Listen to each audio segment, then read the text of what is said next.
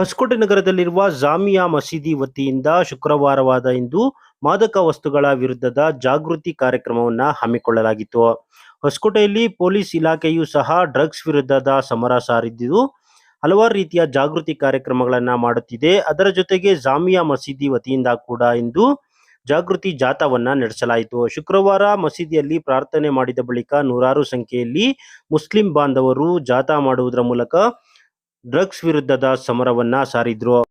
ಇನ್ನು ಈ ಒಂದು ಕಾರ್ಯಕ್ರಮದಲ್ಲಿ ಹೊಸಕೋಟೆ ಪೊಲೀಸ್ ಠಾಣೆಯ ಪೊಲೀಸ್ ಇನ್ಸ್ಪೆಕ್ಟರ್ ಆದಂತಹ BT ಗೋವಿಂದ್ ರವರು ಭಾಗವಹಿಸಿ ಮಾದಕ ವಸ್ತುಗಳ ವಿರುದ್ಧ ಸರ್ಕಾರ ಕೂಡ ಸಮರ ಸಾರಿದ್ದು ಪೊಲೀಸ್ ಇಲಾಖೆ ಹಲವಾರು ರೀತಿಯ ಜಾಗೃತಿ ಮೂಡಿಸಲಾಗುತ್ತಿದೆ.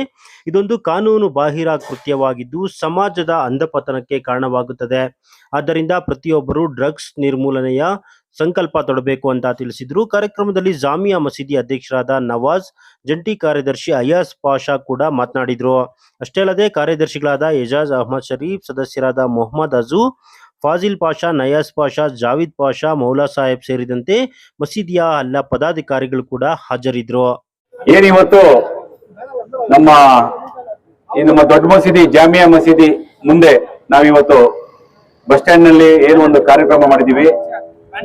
ನಮ್ಮ ಮುಸ್ಲಿಂ ಬಾಂಧವ ಮುಖಂಡರುಗಳು ನಮ್ಮ ನವಾಜ್ ಬೈ ಮೊನ್ನೆ ಹೇಳಿದ್ರು, ಈ ಒಂದು ಕಾರ್ಯಕ್ರಮ ಮಾಡ್ತೀವಿ, ನೀವು ಬರ್ಬೇಕು ಸರ್ ಅಂತೇಳಿ. ಏನು ಕಾರ್ಯಕ್ರಮ ಅಂತಂದ್ರೆ ನೋಡಿ, ಈ ದಿನ ಭವಿಷ್ಯ ಉಳಿಬೇಕು ಅಂತಂದ್ರೆ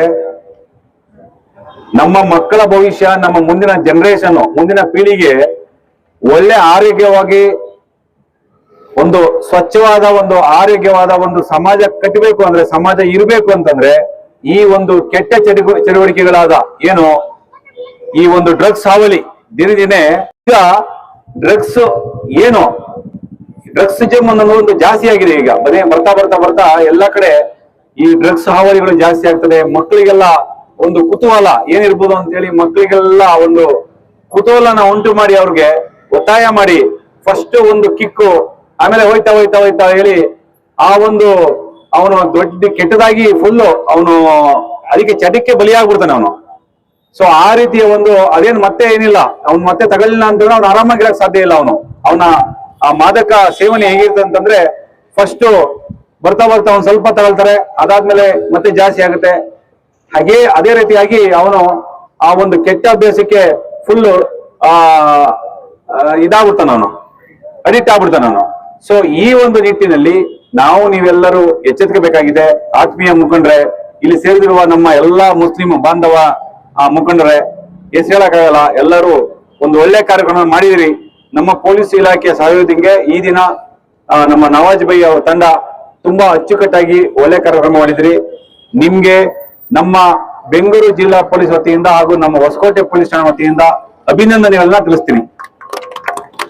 ಎಲ್ಲರೂ ಜೋರಾಗಿ ಹೇಳ್ಬೇಕು, ನಿಮ್ಮ ನಮ್ಮ ನಡೆ ಸ್ವಚ್ಛತೆ ಕಡೆಗೆ, ನಿಮ್ಮ ನಮ್ಮ ನಡೆ ಡ್ರಗ್ಸ್ ನಿರ್ಮೂಲನಾ ಕಡೆಗೆ, ನಿಮ್ಮ ನಮ್ಮ ನಡೆ ಡ್ರಗ್ಸ್ ನಿರ್ಮೂಲನಾ ಕಡೆಗೆ, ನಮ್ಮ ನಿಮ್ಮ ನಡೆ ಸ್ವಚ್ಛತೆ ಕಡೆಗೆ, ನಮ್ಮ ನಿಮ್ಮ ನಿಲುವು ಡ್ರಗ್ಸ್ ನಿರ್ಮೂಲನಾ ಕಡೆಗೆ.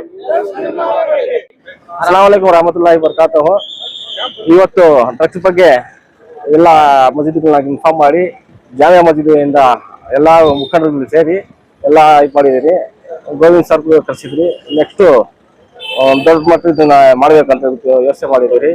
ಎಲ್ಲ ಮಸೀದಿಗಳು ಎಲ್ಲ ಸೇರಿ ಒಂದು 5,000 ಜನ ಸೇರ್ಬೇಕು ಅಂತ ಹೇಳ್ಬಿಟ್ಟು ಎಲ್ಲ ಜನಗಳಿಗೆ ಸೇರಿಸಿ ಮಾಡ್ಸೋಣ ಅಂತ ಹೇಳ್ಬಿಟ್ಟು ಡ್ರಗ್ಸ್ ಮುಕ್ತಾಯ ಆಗ್ಬೇಕು ಅಂತ ಹೇಳ್ಬಿಟ್ಟು ಇದು ಮಾಡ್ತಾ ಇದ್ರಿ.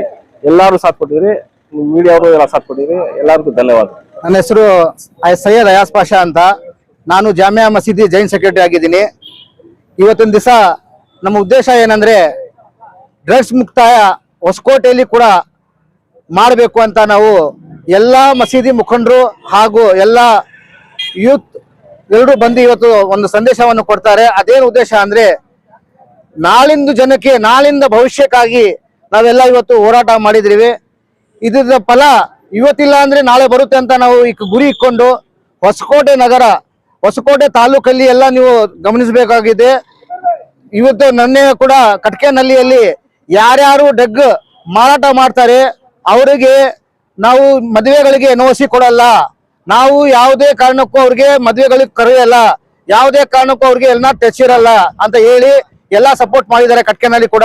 ಇವತ್ತಿನ ದಿವಸ ಹೊಸಕೋಟೆಯಲ್ಲಿ ಜಾಮಿಯಾ ಮಸೀದಿಯಿಂದ ಈ ಕಾರ್ಯಕ್ರಮವನ್ನು ಹಮ್ಮಿಕೊಂಡಿರೋ ಇದೇ ಒಂದೇ ವಿಷಯನು, ಮುಂದಿನ ದಿನಗಳಲ್ಲಿ ಯಾರಿಗೂ ನಾವು ಮಾರಾಟ ಮಾಡಕ್ ಕೊಡಲ್ಲ.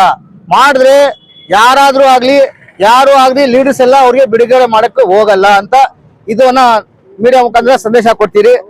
ಈ ಜಾಮಿಯಾ ಮಸೀದಿ ಸೈಯದ್ ನವಾಜ್ ಮುಖಂಡರ ಪರವಾಗಿ ಇವತ್ತಿನ ದಿವಸ ನಾವು ಇದನ್ನ ಹಮ್ಮಿಕೊಂಡಿದ್ದೇವೆ.